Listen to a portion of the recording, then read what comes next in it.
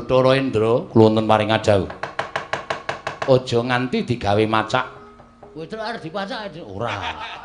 Kuwi basa Jawa iki. Panakawan sak karone iki cemplungna ning kawah Candra Dimuka. Terus wis to meneng. Santai. Santai piye? Mati tenan iki, Tru. Pokoke pasrah, ikhlas karo pasrah. Oh, alah. Lah mulih tenan iki aku, Tru. Wis ra ketemu karo sayangku. Waduh. Sapa? Bebek. Waduh. Bojomu bebek, bebek cengkemmu. Bebek kok, bebek. Oh ayo. Bathara Indra cemplungna ning kawah Candra Dimuka niki ngestakaken dawuh. Nanging pukulun ora usah dadak sira wani tambuk. Perkara iki ulun ingkang bakal nanggung perkarane mati dening aku Panakawan Petruk.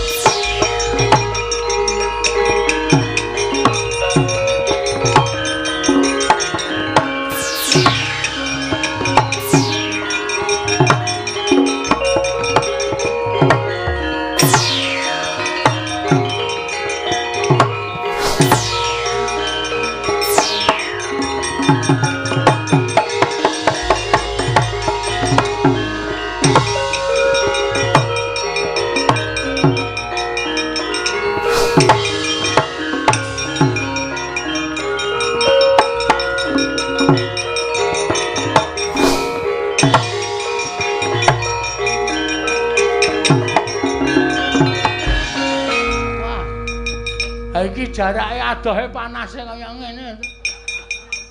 Santai malah awak dhewe ora ngrasake lara kok. Plungbuk mati. Jare nek ora salah ora wuk. Ha iki ketoke kok tetep wuk nek iki.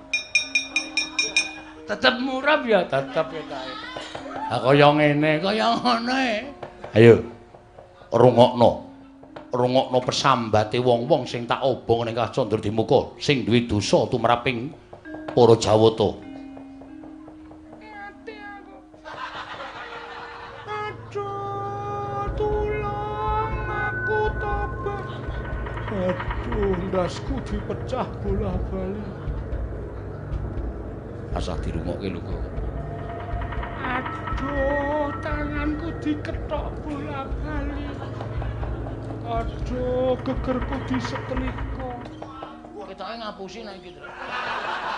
Lah kok ngapusi? Mosok kene ana wong dodol setrika?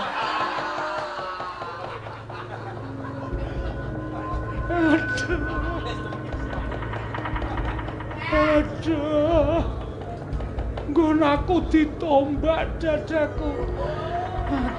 Aduh, nggon aku ditombak bola-bali.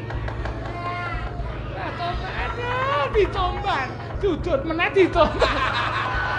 Nganti raja-raja deh. Rasa dirungokke lho, Gong. Wah, aku saya suwe saya stratapan Tru. Kuwi mbok cangkeme do kon meneng, Tru. Aku iki sukma sing dipala, sing diajar kok kon meneng piye ora? Mati dening aku. Panakawan Petruk cemplung ning kawah Candra Dimuka. Petruk sik mawon. Iya. Kowe sik ya, Tru. Kowe iya ngopo? Bakale ya wong loro kok aku sik. Aku kan ndelok le mung ngolet-ngolet e. Ngolet-ngolet kena geni modar ora mati dening aku.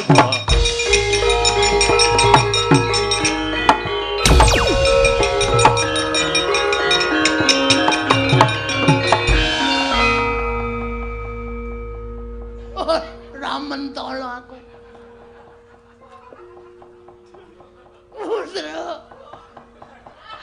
Petruk. Bareng kobong kok rambutmu mabuk. Kok pindhole mabuk. Ayo sambato bapa ngakasa Ibu Mertiwi. Kowe bakal tekaning pati cemplungke kawah. Sik. Rasa tak cemplungke mo, Brama. Petruk wis kebacut tak cemplungke. Aku rasa tak cemplungke, aku tak nyemplung dhewe. Nyemplungo. Tulung plotroke kathraku. Kok dadak nyosok nyemplung telesan. Kuwi geni kok telesan. Wis jaluk pamit, Tru. Citra.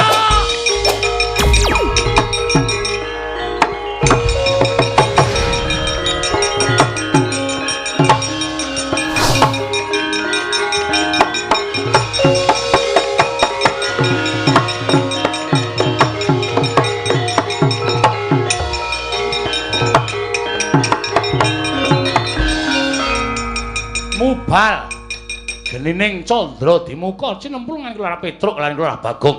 Eling-eling titah ingkang boten ate klepetan dedosan nadyan keladuk wani kurang geduga. Gejol kumarucul parandene damel suka sangganing para ingkang sami wuninga. Dadi kanugrahan tumraping lara Petruk miwah lara Bagong. Tanggap Sang Hyang Jatimurti wis ngawuningan iki lara Petruk lan lara Bagong manjing telenging candra dimuka. Mulat Sang Hyang Asih Pranaya Sang Hyang Bathara Wenang sigra niyup saking dirgantara manjing kawah candra dimuka.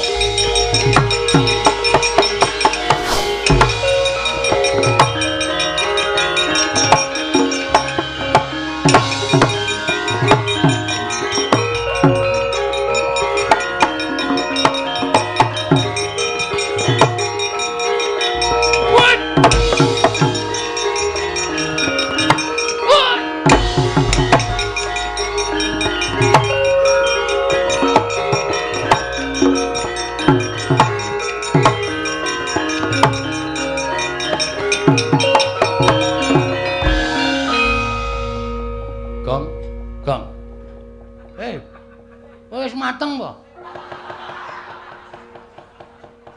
Ora kok. Kok awak dhewe kok ora iso ngrasake panas to iki, Gong? Padahal kiwa tengen geni kaya ngene, Tru. Heeh. Teng jlerit ora karo-karuan teng brengok. Nyawa disiksa pirang-pirang. Tanganmu iso obah ora, Le? Iso. Coba ngadeg kok. Oh, agene kok iso ngadeg. Malah waras e. Ha iya. Wah, ayo ngendi-endi geni. Ha ya iki sing jeneng Kawah Candra Dimuka. Wis diantruk. Kan ana wong dikethoki late bola-bali ka, Cuk. Kae wong gaweane goroh. Ngapusi. Berarti aku sok ngono kae ya, Cuk. Aku sok goroh ra. Medeni tenan. Kae wong kok sirahe dipalu. Pecah. Gathuk meneh, palu pecah gathuk meneh. Kae wong sing pikirane wong pinter ning dienggo pinteri wong liya. Wah, dan ana wong matane dicubles paku sok ae, Cuk. Kae gane wong injen. Aduh. Ngopo kok aduh? Aku kulinae. Ha kuwi karepmu kowe. Aseme bojomu barang tak injen ae. Kok warna-warna ya pasiksane ya, Truk? Kaya ana sing di slamet wetenge mangan barang haram. Oh, mangan iwak-iwakan sing ora entuk dipangan kuwi, dipangan iki wetenge disumeti kaya ngono kae. Wedan. Oh, kaya ana bokonge disodok. Disogok nganggo apa jenenge iki? Apa jenenge wesi kae, Truk? Kae gayane ngentut sak nggon-nggon. Aku ono kabeh ya aku. Berarti pasiksanku medeni ya, Truk. Oh, medeni. Mripate dicoblos, ta. Wis sok nginjeni, ya. Sok goroh, lambene kethoki late. Wah, nyemelangi. Ning ya ana sing kae diobong murup malah guyu cekakaan. Diobong murup guyu cekakaan. Kae saking dosane ora iso di ngapura nganti dadi penghuni neraka. Dadi jim, dadi setan. Kae serang ngrasake lara kae kaya ngono kae. Mergo saking jahate. Ketoke kowe prek. Duapure ora. Aku ora ngopo-ngopo kok. Sing kono kok ketoke ngono. Gong, iki cah cilik kok dosane akeh banget. Kamplong mencret. Ora ngerti iki sapa iki? Sapa ya? Sang Hyang Bathara Wenang. Mulai dhewe cemplung kawah ora apa-apa iki mergo ana iki. Waduh, pemadam kebakaran. Waduh. Lah wek-wek lambemu lho. Kok karo geni kok kendele ra jam-jam ini ora pemadam kebakaran ora ono to. Gong tak omongi. Pemadam kok pematan Pemadam kok kowe tak omongi. Kowe mau iso crita Sang Hyang Bathara Tunggal. Heeh. Ya ta? Heeh. Bathara Tunggal iki sapa? Bapane Bathara Guru, bapane Semar, kuwi kambah kakung awake dhewe. Heeh. Lah iki bapane Bathara Tunggal. Wo. Kakek buyut. Heeh.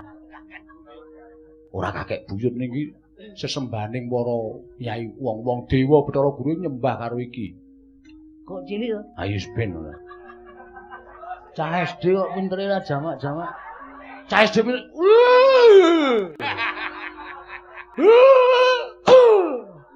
Ngapa ya, Tru? Jengkel karo aku.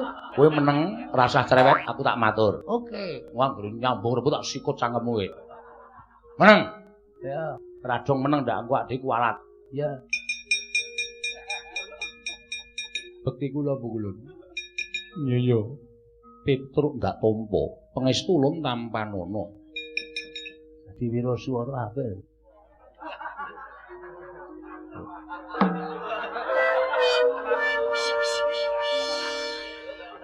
Cilik kok suarane gandem. Dadi MC wae, Tru. Nen bermersu. Ana kowe lunga ana, kok cedhak sing dikethok ilate ki. Gah!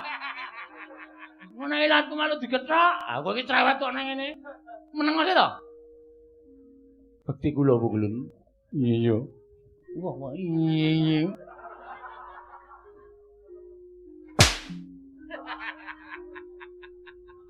Petro dalem kulun. Marmane kita ora ngrasake panas mergo saka daya ulun. Nggih, kula sampun ngertos. Wah, dan ampun. Wis meneng. Ulun sak pejagung kelawan jeneng kita, nedya mitulungi kelawan jeneng kita Petro. Kula, iya Petro. Merga apa ingkang dadi karepaning bapakmu mau becik dene Bathara Guru kesasapan tumindak angkara Budi Candala. Bathara Guru ingkang duwe watak sewenang-wenang dheweke ngrumangsani dadi diwaning para dewa, tumuli ora tresna asih kelawan titahe kuwi kleru. Nggih, Bu Kulun. Mula ulun ingkang bakal paring pitulungan kelawan jeneng kita. Matur sembah nuwun tanpa pepindhan. Nanging sadurunge kita ayo ulun entasake saka ing kawah Candradimuka, kita ulun kanthi ana ing Ngundarandir Bawana Petro. Sakmenika? Iya, Petro. Ha nggih nderek mawon.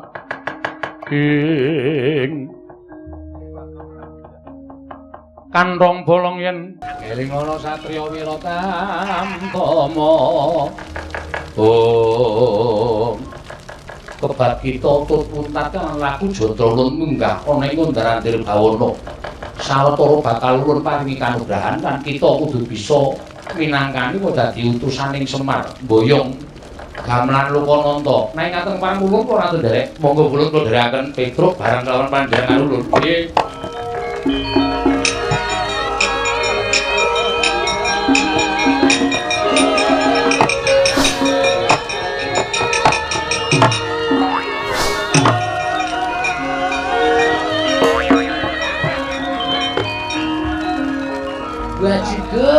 Bajigur. Petro iki ora sadar ya. Petro iki hilang ingatan. Nek nggawa aku. Dijak karo si sama mau KSD mau. Petro ayo ning kantor kepala sekolah monggo kula dherekaken. Lah kok lali aku nang kene. Weh, lah penyakit. Wis, piye iki aku nek kawah Candradimuka mongko ora ana sing mitulungi karo aku. Gom, yuk. Mangkat. Ayo teke ra dinggo ya. Kom yo mangkat. Kowe iso mabur ki mergo apa, Truk? Aku ki ra iso mabur ya, Nyok. Ulun piye Petro? Bagong boten saged mabur. Ulun lali.